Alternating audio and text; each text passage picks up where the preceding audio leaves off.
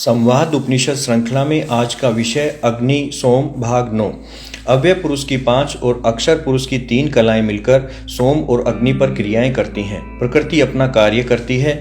ऋषि और पितृ प्राणों के साथ अक्षर के देव प्राण भी इस यज्ञ में सम्मिलित हो जाते हैं और आगे के अग्नि सोमात्मक जगत का निर्माण करते हैं। देव शक्ति को स्वाहा कहते हैं। हमारी वर्णमाला अक्षर सृष्टि के अनुरूप ही कार्य करती है। हमारे शरीर में विभिन्न प्राणों की स्थिति के अनुरूप ही हमारी वर्णमाला के अक्षरों की स्थिति भी निर्धारित है।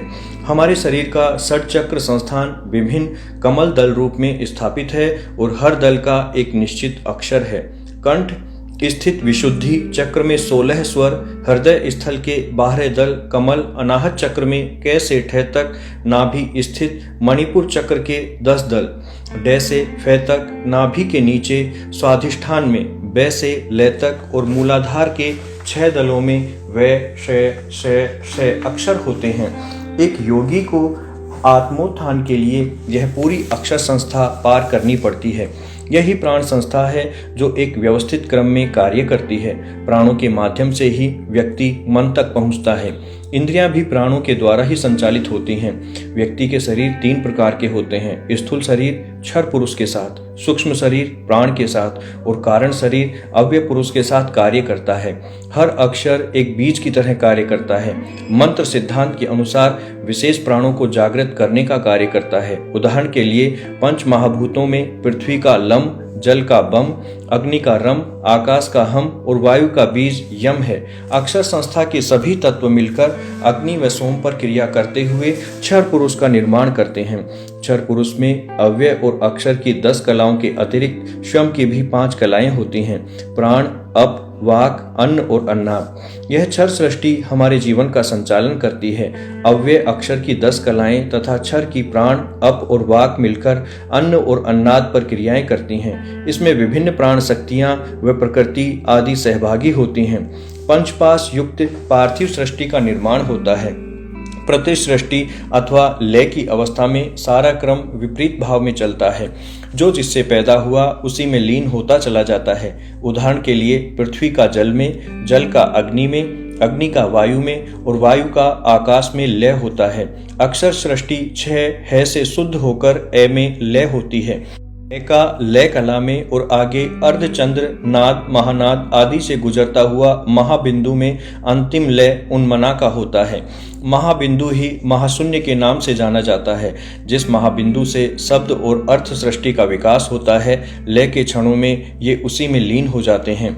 एक सूत्र है, यथा अंडे तथा पिंडे, अर्थात जो कुछ ब्रह्मांड में है वही शरीर में है। शरीर ब्रह्मांड की प्रतिकृति है। शरीर के संचालन को उन्हीं सिद्धांतों के अनुसार समझ लिया जाए तो ब्रह्मांड के बारे में अनेक तथ्य स्वतः समझ में आ जाएंगे। शरीर के साथ मन, बुद्धि और अहंकार जुड़े हुए हैं। शरीर की इस रचना को जानने का एक सूत्र है पंचकोश सिद्धांत। इसके अनुसार यह शरीर 5 कोष्ठकों में विभाजित है। इसमें जीव से ब्रह्म तक सब कुछ प्रतिष्ठित है। बाहरी आवरण स्थूल शरीर है जिसे अन्नमय कोश कहते हैं। केंद्र में आनंदमय कोश है जहाँ जीव तथा ईश्वर की स्थिति बताई गई है। इन दोनों के मध्य में प्राणमय, मनोमय और विज्ञानमय कोश है। हमारा शरीर 5 महाभूतों पृथ्वी, जल, अग्नि, वायु और आकाश से बना है। इसका पोषण अन्न से होता है, अतः इसे अन्नमय कोश की संज्ञा दी गई है। अन्न से ही रस, रक्त, मांस, मेदा, अस्थि, मज्जा और शुक्र का निर्माण होता है। इस शरीर की आकृति और प्रकृति आत्मा के अनुसार ही होती है। शरीर मन की इच्छा पूर्ति का साधन भी है, अतः इसका सदा निरोग रहना आवश्यक है ताकि कोई इच्छा अपूर्ण न रह जाए। शरीर का इससे अधिक महत्व नहीं है। दूसरी ओर जीवन कर्म प्रधान होने से शरीर ही मूल साधन है, सृष्टि विस्तार का भी और आत्मदर्शन का भी। शरीर के साथ ही परिवार, समाज एवं सृष्टि के स्थूल बंधन जुड़े होते हैं। जब व्यक्ति सभी सृष्ट वस्तुओं अथवा प्राणियों में एक ही सत्ता को मान लेता है तो वह अंतर्मुखी होता है। शरीर को चलाने का, विकसित करने का तथा मन से जोड़ने का कार्य प्राणमय कोश करता है। शरीर में 5 मुख्य तथा 5 गौण प्राण स्थूल रूप में कार्य करते हैं। इन्हें प्राण, एपान, उदान, समान, व्यान तथा नाग, कूर्म, क्रैकल, देवदत्त और धनंजय के नामों से जाना जाता है। सृष्टि के मूल प्राण ऋषि, पितृ, देव आदि प्राणों का ही परिवर्तित रूप होते हैं। व्यक्ति ऋषि, पितृ और देव ऋण साथ लेकर जन्म लेता है और मृत्यु से पूर्व उन्हें लौटाना भी चाहता है। प्राण ही मन का पोषण करते हैं।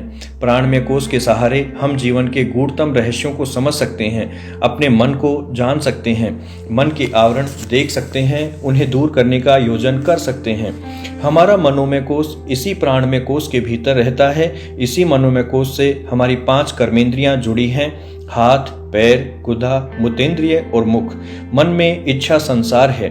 हमारे प्रारब्ध कर्म मन में ही संचित रहते हैं। इनका क्षय भोगने से ही होता है। इसके अलावा जैसा गीता में कृष्ण कहते हैं, ज्ञानाग्नि सर्व कर्माणि भस्मसात कुरुते अर्जुन, अर्थात ज्ञानाग्नि सब कर्मों को भस्म कर देती है। प्रारब्ध को जीव रूप का अंतिम बंध कहा है।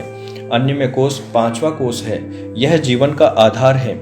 इंद्र ने विश्व रथ को स्वयं का स्वरूप प्राण रूप बताया है और प्राणों का परम मित्र अन्न बताया है। इस मित्र तत्व को जान लेने के कारण ही विश्वरथ विश्वामित्र बने थे। इस अन्न के लिए ही पंचदशी में लिखा है, अन्नम ब्रह्म है, अर्थात भरण पोषण के साथ भरमन शब्द से बना हुआ ब्रह्म अन्न ब्रह्म है कहलाया।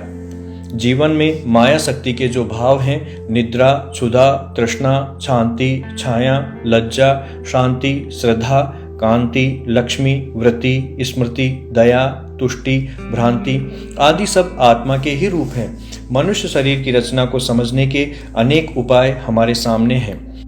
पंचकोशस एक सिद्धांत शरीर से आत्मा तक का विवेचन करता है। षट चक्र व्यवस्था प्राण संस्था के कार्यों एवं ऊर्जा के उधर्वगामी होने का मार्ग प्रशस्त करती है।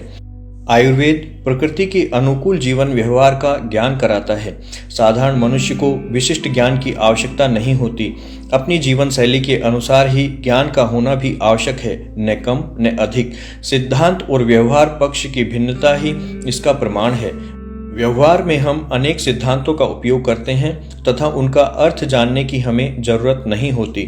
शिक्षा में आए नए परिवर्तनों ने अर्थ की उस सहज प्रक्रिया को रूढ़िवाद के साथ जोड़ दिया।